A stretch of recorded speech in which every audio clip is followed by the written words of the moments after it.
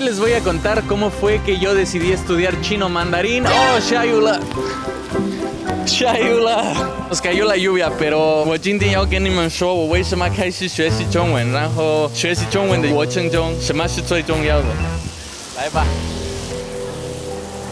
Pero antes déjenme decirles que uno de los factores más importantes para que yo pudiera siquiera pensar en venir a China y aprender chino mandarín es que tuve que aprender inglés. Así que si alguno de ustedes está interesado en aprender un idioma diferente, yo les recomendaría mucho que empiecen por el inglés porque les puede abrir muchas puertas y muchas posibilidades para que puedan viajar y pues realmente dominar algún otro idioma. Así que te quiero recomendar mucho a Cambly, que es una plataforma de aprendizaje de inglés en la cual tú puedes practicar con angloparlantes nativos tanto en clases grupales como individuales. De verdad que los maestros están muy bien preparados, pero también son muy flexibles y puedes elegir los temas que a ti más te gusten. Y si no, pregúntenle a Noelia. We have work vocabulary. Noelia, would you like to read that for me? People, bus, worker, team. All right, so take turn matching a word to its picture or group. Okay, so C. Yeah, it's things. First one is number 3. project.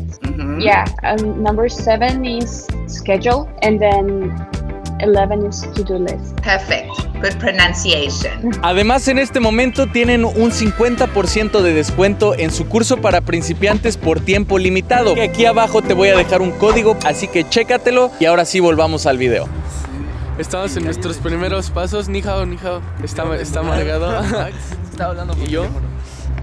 Para empezar, déjenme contarles cómo es que yo decidí venir a China y empezar a estudiar chino mandarín. La verdad es que todo empezó porque a mi mamá le gustaba mucho algo que se llama el Feng Shui, que es el arte de las energías y tiene mucho que ver con la arquitectura. Entonces, cuando tenía como 15 años, ella nos trajo de viaje y quedé maravillado con todas las cosas que se pueden ver y que ustedes también han visto en nuestro canal. Así que en el 2010 decidí regresar específicamente a estudiar el idioma porque dije, a ver, hay 1,500 millones de personas con las cuales te podrías comunicar e imagínense nada más todas las cosas que te podrían contar, porque China es un país que ha estado cerrado durante muchísimo tiempo, durante la época de la revolución, incluso muchos años antes en su historia no ha sido tan accesible para los extranjeros, y el simple hecho de yo poder entender lo que está pasando en este país y entender esa cultura con 5,000 años de historia, para mí era pues muy motivador. Pero les tengo que admitir que en esos 6 meses que estuve aquí no aprendí absolutamente nada. Tenía 19 años y me interesaba mucho más por la fiesta, por hacer amigos, y pues me regresaron. Tuve que regresar a México, estudiar la universidad. De hecho, yo estudié Derecho, no está nada relacionado, pero siempre me quedé con esa espinita de que quería aprender chino y de que quería tener una vida por aquí y explorar un poco más las posibilidades, quizás tener una novia china. Así que pasados unos cuantos años de mi graduación, decidí volver a China y realmente darme la oportunidad de entender la cultura y de aprender el idioma. Para ello me busqué un trabajo en una empresa china, que en aquel momento había una empresa de cajas de cartón que quería abrir una planta en Tijuana. Me pareció una muy buena oportunidad porque necesitaban a alguien que supiera de leyes y alguien que estuviera dispuesto a venir a China y aprender el idioma durante 1 o 2 años. La verdad no sé por qué no había otras personas que quisieran tomar la oportunidad, pero era exactamente lo que yo estaba buscando, aunque jamás me imaginé que iba a ser tan complicado, porque cuando yo llegué a la empresa resulta que nadie más que yo y otras 2 personas hablaba inglés. Era real, ellos creían que con la inmersión yo iba a terminar aprendiendo chino, y sí creo que fue una de las cosas que más importó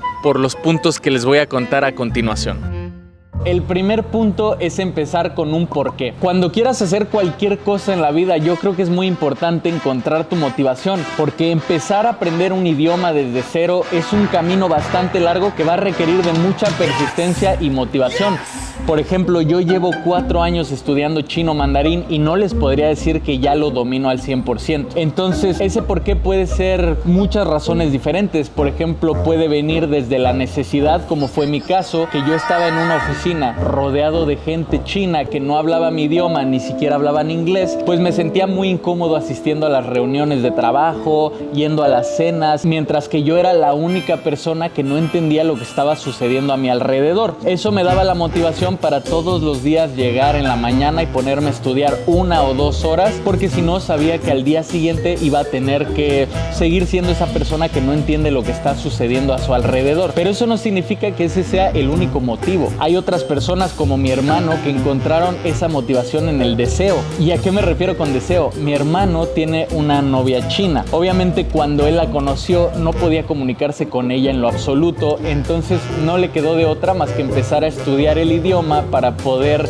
pues tener algo de qué hablar, entender un poco la cultura y por supuesto cuáles son los protocolos cuando quieres intentar salir con alguien. También está otro motivo que puede ser como a la gente que le gusta el anime. Ellos son apasionados de las caricaturas japonesas y pues esa es la motivación, ¿no? Quieren entender lo que pasa en sus series favoritas, a lo mejor verla en su idioma original, y es por eso que se interesan mucho por aprender el idioma. Y eso nos lleva al punto número 2, que es encuentra algo que te apasiona. La verdad es que estudiar un idioma puede ser algo muy aburrido si no lo haces de la manera correcta. Yo cuando intenté aprender inglés, me acuerdo que al principio era ir a una aula con un profesor, tomar clases en grupo que no tenían nada que ver con lo que a mí me interesaba y que realmente no se alineaban con mi propósito. Entonces lo que hice cuando empecé a estudiar chino mandarín fue que empecé a tomar temas y a consumir contenido de cosas que a mí realmente me interesan. Con intereses, a ver, hay muchas opciones. Por ejemplo, una vez yo me puse a leer un artículo que era para prevenir la calvicie y pues como ya estoy en mis 30s, de verdad que es algo que a mí me preocupa y que quisiera evitar si pudiera hacerlo. Así que al leer este artículo sobre cómo evitar la pérdida de cabello, pues no me costó mucho trabajo traducirlo entero y aprenderme el vocabulario para tener todos los consejos que pudieran evitarme la calvicie. En el caso del inglés, una cosa que a mí me funcionó mucho fueron los videojuegos.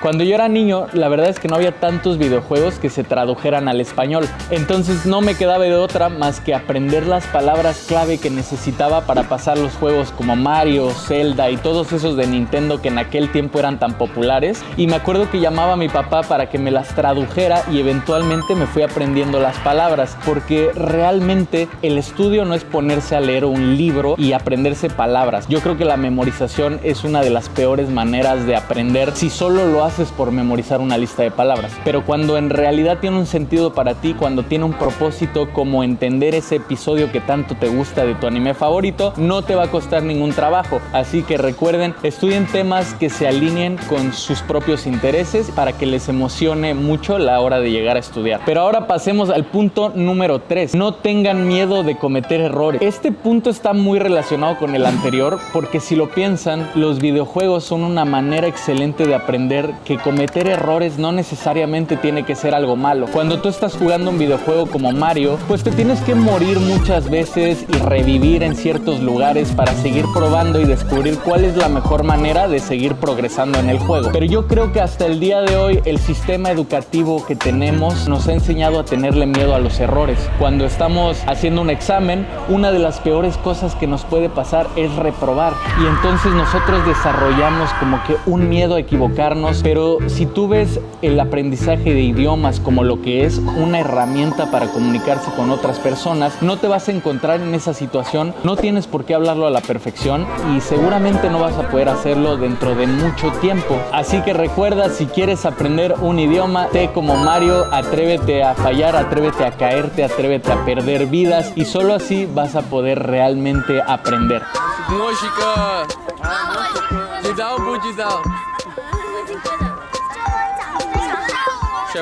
Número 4, una de las cosas más importantes a la hora de aprender un idioma es empezar a conectar con otras personas desde el principio, especialmente con gente que habla el idioma de manera nativa.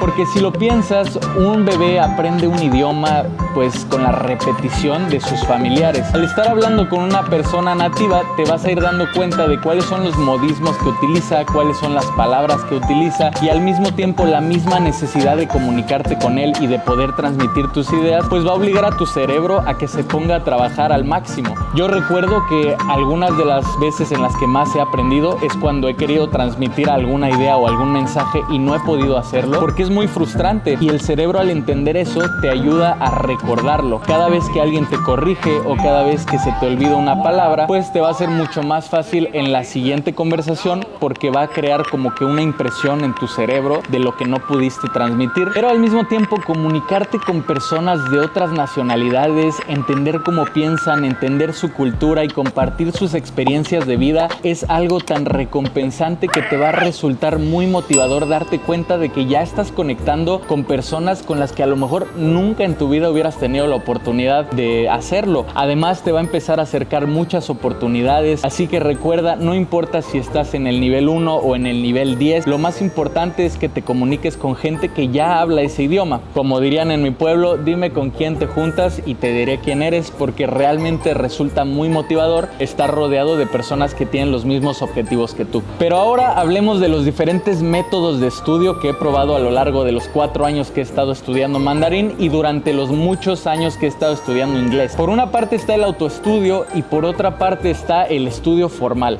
Yo he probado ambos, he estado en clases grupales y también he estudiado por mi cuenta, y les puedo decir que ambos son efectivos siempre y cuando a ti te parezcan cómodos. Hablemos primero de la educación formal. Durante los últimos 2 años y medio que he vivido aquí en China, yo he estado yendo a una universidad. Durante 3 horas al día me despertaba en la mañana temprano, asistía a mi clase de 8:30 a 12 del día más o menos, y durante ese trayecto, diferentes días de la semana, tenía diferentes materias. Tenía expresión oral, gramática y tenía escritura. Todas las mañanas yo tenía clase de expresión oral y lo primero que hacíamos era llegábamos, abríamos nuestro libro, teníamos un set como de 50 palabras de vocabulario en cada libro y entonces procedíamos en grupo a recitar las palabras en voz alta, porque en chino mandarín es muy importante los tonos con los cuales pronuncias cada carácter. Entonces todos juntos al unísono pronunciábamos todas las palabras y luego empezábamos a hacer los ejercicios del libro. La maestra nos explicaba pues las reglas gramaticales, si había algún tipo de error en nuestra pronunciación, cómo podíamos expresarnos de mejor manera, y hasta ahí todo bien. Pero luego también nos dejaban tarea y esa tarea implicaba repetir los caracteres de todo tu vocabulario durante varias veces todos los días para que no se te olvidaba, y te hacían quiz al final de la semana con esos caracteres, así te los dictaban y tú los tenías que escribir. Era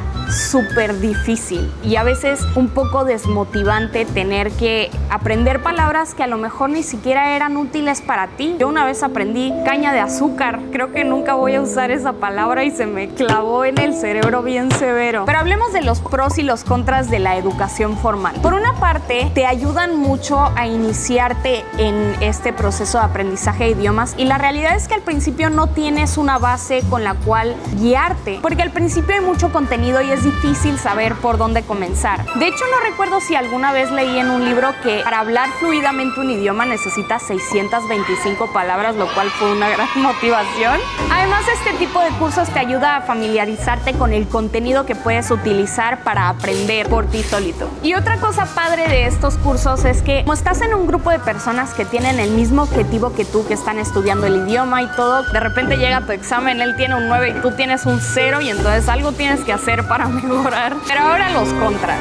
Una de las grandes limitaciones de este tipo de cursos es que cuando ya tienes una base estás limitado al ritmo de estudio del resto de los estudiantes de la clase. Además, no puedes escoger las palabras o el contenido que a ti te interesa, porque muchas universidades o muchos cursos entrenan para pasar un examen de certificación específico y no tienes realmente la libertad para estudiar de acuerdo a tus objetivos o intereses. Otra de las desventajas es que la maestra está dividida entre la atención de todos los alumnos que se encuentran en el grupo, entonces muchas veces no puede atender correctamente tus dudas y luego ya no te acuerdas. Especialmente si el grupo es muy grande, esto suele suceder, pero si son grupos pequeños hay mayor flexibilidad. Pero ahora hablemos de mi rutina de estudio. Cuando yo aprendí inglés, realmente tomaba las clases y después consumía todo ese contenido que a mí me llamaba tanto la atención, como la música, las series y los videojuegos. Entonces, en realidad yo no podría hablarles de un proceso o de una fórmula que haya diseñado para mí mismo. Pero por otro lado, lado está el chino mandarín y ese sí les puedo decir que ha sido casi 100% autoestudio, porque este fue un método que yo diseñé con el cual yo me siento cómodo y no necesariamente significa que va a funcionar para ti, pero yo creo que puede darte una guía de qué son las cosas que puedes hacer si quieres aprender desde tu hogar. Como te podrás haber dado cuenta, en este video no te estoy dando una guía paso a paso de lo que tienes que hacer para aprender el idioma, sino que te estoy diciendo las cosas que yo considero más importantes para que puedas realmente tener la motivación de seguir con el proceso. Yo creo que no es importante que en este momento te enfoques en el cómo, sino en el por qué. Pero si realmente te interesa ver cómo es mi rutina de estudio desde la mañana hasta la noche y todas las herramientas que utilizo, chécate este video porque grabé mi rutina de estudio desde principio a fin. Y sin más por el momento,